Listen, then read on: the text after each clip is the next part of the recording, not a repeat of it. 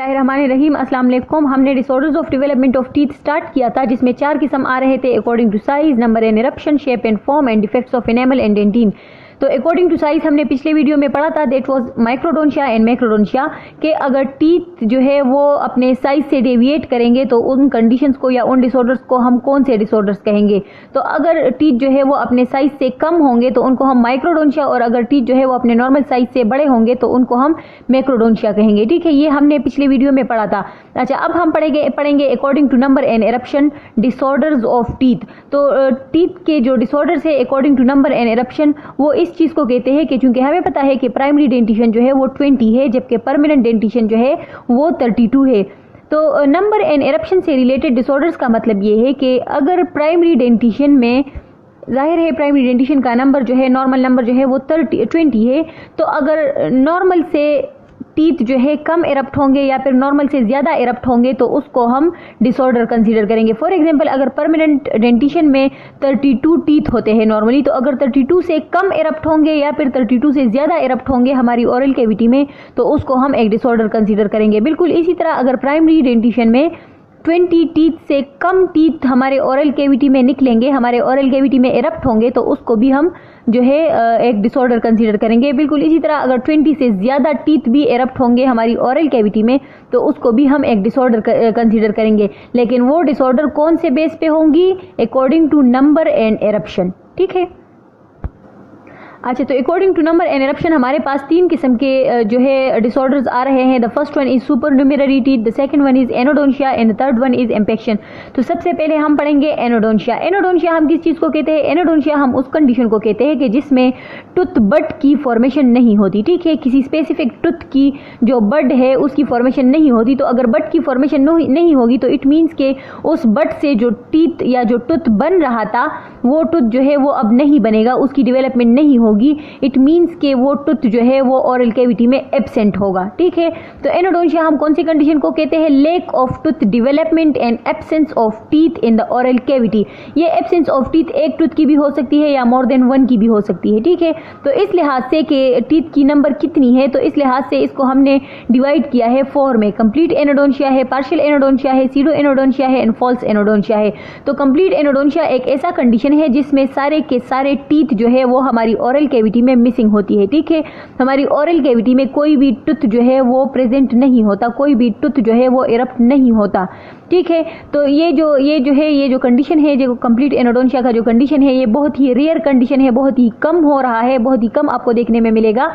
और ऐसे कौन से पेशेंट्स हैं जिसमें ये जो कंप्लीट एनोडोंशिया वाला कंडीशन है ये आपको नजर आएगा? तो उन पेशेंट्स को एक खास सिस्टेमिक डिजीज होती है, and that systemic disease is heredity ectodermal dysplasia. Heredity ectodermal dysplasia एक ऐसा कंडीशन है जिसमें स्किन जो है वो बहुत ही थिन होती है। ठीक है, इसके साथ साथ इन पेशेंट्स के जो टीथ है, ज़्यादातर इन पेशेंट्स के जो टीथ होंगे वो कम्प्लीटली एब्सेंट होंगे, और इन कंडीशन को हम कहेंगे कंप्लीट एनोडोंशिया।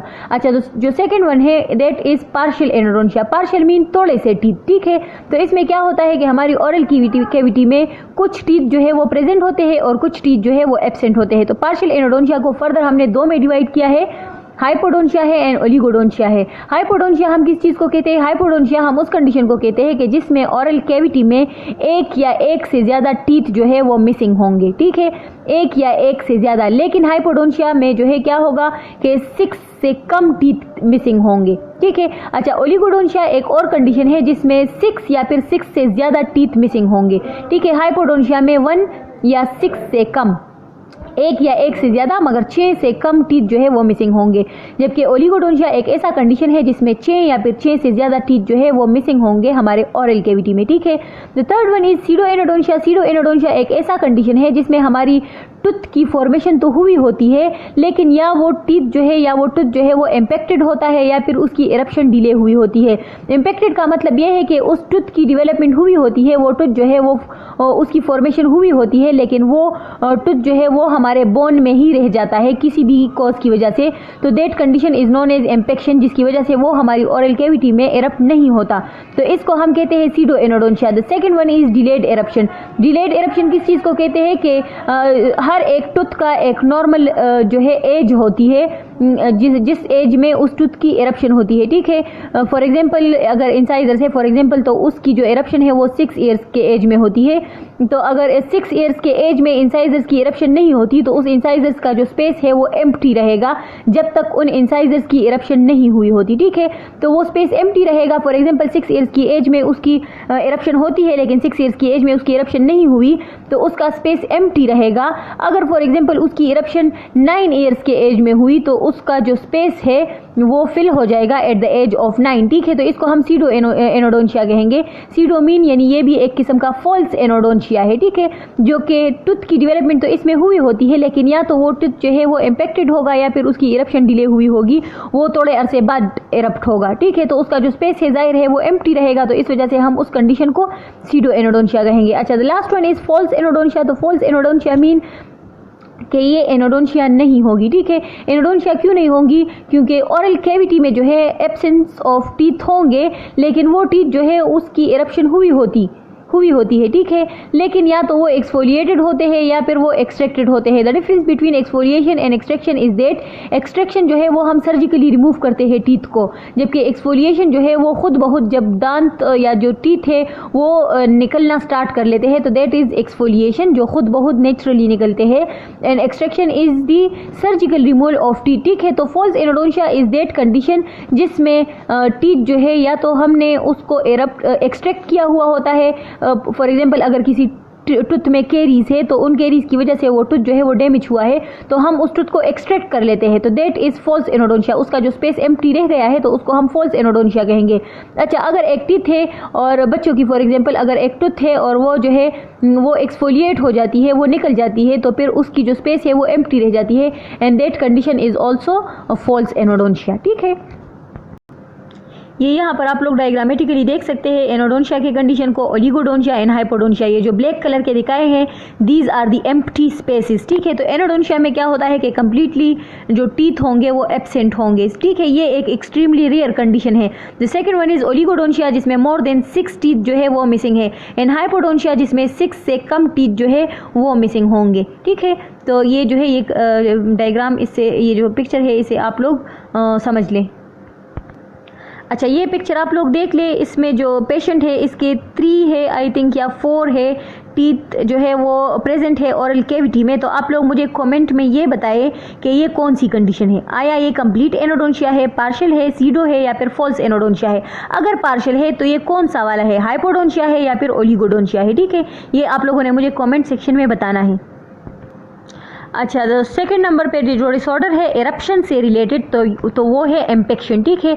एम्पेक्शन मैंने आपको बताया भी है एनोडोंशिया में कि ये एक ऐसा कंडीशन है जिसमें हमारे टूथ की डेवलपमेंट हुई होती है लेकिन वो टूथ जो है वो हमारे ओरल कैविटी में एरप्ट नहीं होता, ठीक है। उसके डिफरेंट कॉजेस है, ये हम इसमें पढ़ेंगे भी, लेकिन वो जो टूथ है या फिर एक है, अगर 2 है या 3 है, जितने भी टीथ है वो हमारी ओरल कैविटी में एरप्ट नहीं होंगे, वो हमारे बोन के अंदर रह जाते हैं, ठीक है। या फिर वो थोड़े से एरप्ट हुए होते हैं, उसका एक कस्प या फिर थोड़ा सा पार्ट जो है वो ओरल कैविटी में निकल आता है, जबकि बाकी जो टूथ होगा वो हमारे बोन के अंदर रह जाता है, ठीक है। अच्छा, जो मोस्ट कॉमनली जो इम्पेक्टेड टूथ होते हैं या जो टीथ होते हैं वो है mandibular third molars and maxillary canine. सबसे ज्यादा जो इम्पेक्टेड होते हैं वो मैंडिबुलर थर्ड मोलर्स होते हैं, ठीक है। ज्यादातर लोग कहते हैं कि मेरी तो जो विजडम टूथ है वो निकल ही नहीं रही, तो इट मीन्स कि उसकी जो विजडम टूथ है वो असल में इम्पेक्टेड है, वो बना तो है, उसकी डेवलपमेंट हुई होती है लेकिन वो उनकी बोन में इम्पेक्टेड हुई होती है, ठीक है। द सेकंड वन पे जो मोस्ट कॉमनली इम्पेक्टेड टीथ है वो मैक्सिलरी कैनाइंस है, ठीक है। मैक्सिलरी कैनाइंस इसलिए ज़्यादा इम्पेक्टेड होते हैं क्योंकि ये सबसे लास्ट में निकलते हैं,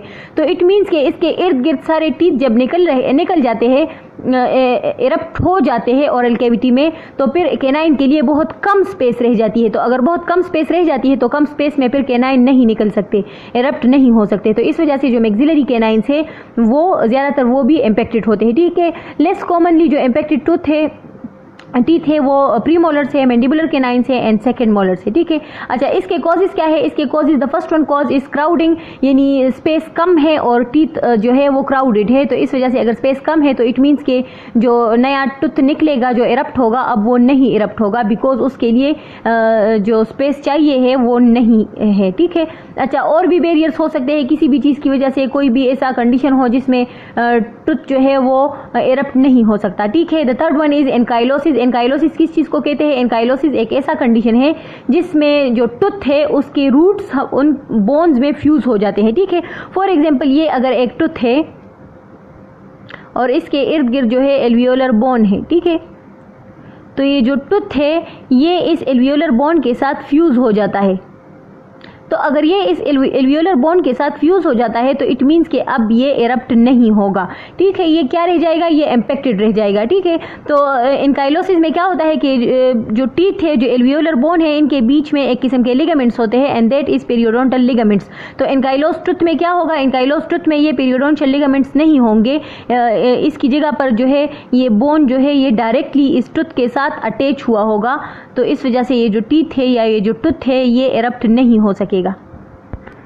अच्छा, अब आ जाते हैं सुपर न्यूमेररी टीथ पे, यानी एक्स्ट्रा टीथ, ठीक है। नॉर्मल नंबर से ज़्यादा टीथ अगर हमारे ओरल कैविटी में इरप्ट होंगे तो उसको हम सुपर न्यूमेररी टीथ कहेंगे, ठीक है। और ये भी एक एबनॉर्मल कंडीशन है, एक डिसऑर्डर है। ये जो एक्स्ट्रा टूथ इरप्ट होगा, ये इसकी मॉर्फोलॉजी नॉर्मल भी हो सकती है, यानी ये एक नॉर्मल टूथ की तरह इसका शेप होगा, इसका साइज होगा, या फिर ये रूडिमेंट्री भी हो सकता है। रूडिमेंट्री मीन यानी ये वेल डेवलप्ड टूथ नहीं होगा, ठीक है।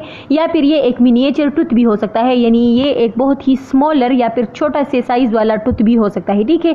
कॉमनली ये कहाँ पर नजर आएंगे आपको? परमानेंट डेंटिशन में आपको नजर आएंगे, प्राइमरी डेंटिशन में ज़्यादातर जो है सुपर न्यूमेररी टीथ नहीं होते, ठीक है। परमानेंट डेंटिशन में आपको सुपर न्यूमेररी यानी एक्स्ट्रा टीथ आपको नजर आएंगे, ठीक है। और कौन से जॉ में आपको ज़्यादा नजर आएंगे? मैक्सिला में आपको ज़्यादा नजर आएंगे। इसके इफेक्ट्स क्या होंगे? अगर एक्स्ट्रा टीथ हमारे ओरल कैविटी में इरप्ट होते हैं तो उसकी वजह से जो जाहिर है ओरल कैविटी में एक एक्स्ट्रा टूथ आ गया है, तो उसकी वजह से जो एडजेसेंट टीथ है उसकी पोजीशन ख़राब हो जाएगी, यानी उसकी पोजीशन जो है वो चेंज हो जाएगी, वो अपने रियल पोजीशन से इधर उधर चले जाएंगे, ठीक है, डेविएट कर जाएंगे, ठीक है। द नेक्स्ट वन इज इसके जो इफेक्ट है, prevent eruption of adjacent teeth. क्या कर लेते हैं कि अगर ये किसी ऐसे टूथ की जगह पर इरप्ट हो जाता है जहाँ पर अभी टूथ इरप्ट नहीं हुआ, जिस टूथ की स्पेस होती है उस टूथ की जगह पे एक एक्स्ट्रा टूथ इरप्ट हो जाता है, तो फिर क्या होता है कि जो जिस टूथ ने वहाँ पर इरप्ट होना होता है तो वो टूथ अपनी पोजीशन पे इरप्ट नहीं होता, या फिर वो टूथ जो है वो इरप्ट ही नहीं होता, क्योंकि उसकी जगह को इस एक्स्ट्रा टूथ ने जो है कंपेंसेट कर लिया है, ठीक है। यानी नॉर्मल टूथ जो है वो इरप्ट नहीं होगा, बिकॉज उसका जो स्पेस है उस पर एक और एक्स्ट्रा टीथ जो है या एक और एक्स्ट्रा टूथ जो है वो इरप्ट हुआ होगा। सॉरी, मैं टूथ की जगह टीथ बार बार कहती हूँ, ठीक है। तो टूथ जो है इरप्ट हुआ होगा, ठीक है। अच्छा, तो ऐसा कौन सा सिस्टेमिक डिसऑर्डर है जिसमें आपको सुपर न्यूमेररी टीथ जो है वो आपको नजर आएंगे? तो सिस्टेमिक डिसऑर्डर दैट इज क्लियडोक्रेनियल डायसिस्टोसिस। ये एक ऐसा कंडीशन है जिसमें आपके जो बोन्स होंगे वो सही तरीके से डेवलप नहीं होंगे, फ्रेजाइल होंगे, और ज़्यादातर आपके कुछ बोन्स जो है वो आपके मिसिंग होंगे, ठीक है। अच्छा, ऐसे कौन कौन से टीथ है जो कि सुपर न्यूमेररी टीथ से जो है इफेक्ट हो सकते हैं, यानी कौन कौन से एरिया में या कौन कौन से टीथ के इर्द गिर्द जो है आपको सुपर न्यूमेररी टीथ नजर आएंगे, ठीक है। तो द फर्स्ट वन इज मीजियोडेंस। मीजियोडेंस एक ऐसा कंडीशन है जिसमें आपको सेंट्रल इंसाइजर्स के बीच में एक एक्स्ट्रा जो है आपको एक एक्स्ट्रा टूथ नजर आएगा, एक कोनिकल शेप का एक टूथ नजर आपको नजर आएगा, विच इज नॉन एज मीजियोडेंस। ये जो है सिंगल भी हो सकता है और पेयर्ड भी हो सकता है, ठीक है। ये इन्वर्टेड भी हो सकता है और बिल्कुल इसी तरह सीधा भी हो सकता है, ठीक है। तो this is mesiodens. The second one is fourth molar. Fourth molar किस चीज को कहते हैं? जाहिर है हमारे ओरल कैविटी में 3 मोलर जो है एरप्ट होते हैं एक साइड पे, तो अगर फोर्थ मोलर है तो इट मीन्स के मोर देन 3 मोलर्स, एक और मोलर भी आपको नजर आएगा।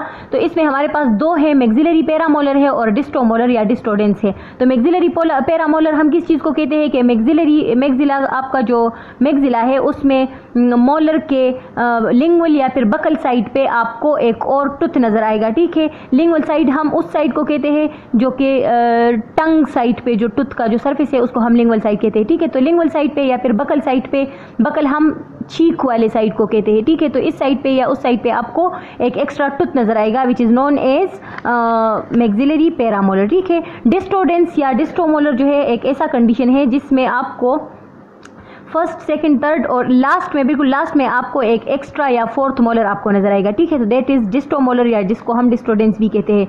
मैंडिबुलर पैरामोलर्स मैंडिबुलर प्रीमोलर्स में भी आपको सुपरन्यूमेररी टीथ नजर आ सकते हैं। मैक्सिलरी लेटरल इंसाइजर्स की एरिया में भी आपको एक्स्ट्रा टीथ नजर आ सकते हैं। मैंडिबुलर सेंट्रल इंसाइजर्स में भी एंड मैक्सिलरी प्रीमोलर्स में भी, ठीक है। तो ये हो गया हमारा जो टॉपिक है, that is according to number and eruption. According to number and eruption कितने टाइप्स थे? 3 टाइप्स थे। सुपरन्यूमेररी टीथ थे, एनोडोंशिया था और एम्पेक्शन था, जो कि आप लोगों ने पढ़ लिया है। अगर कोई क्वेश्चन है तो आप लोग कमेंट में पूछ सकते हैं, और जो मैंने असाइनमेंट का जो क्वेश्चन दिया है वो भी आप लोग जो है कमेंट में इसका जो आंसर है वो आप लोग दे दें, ठीक है।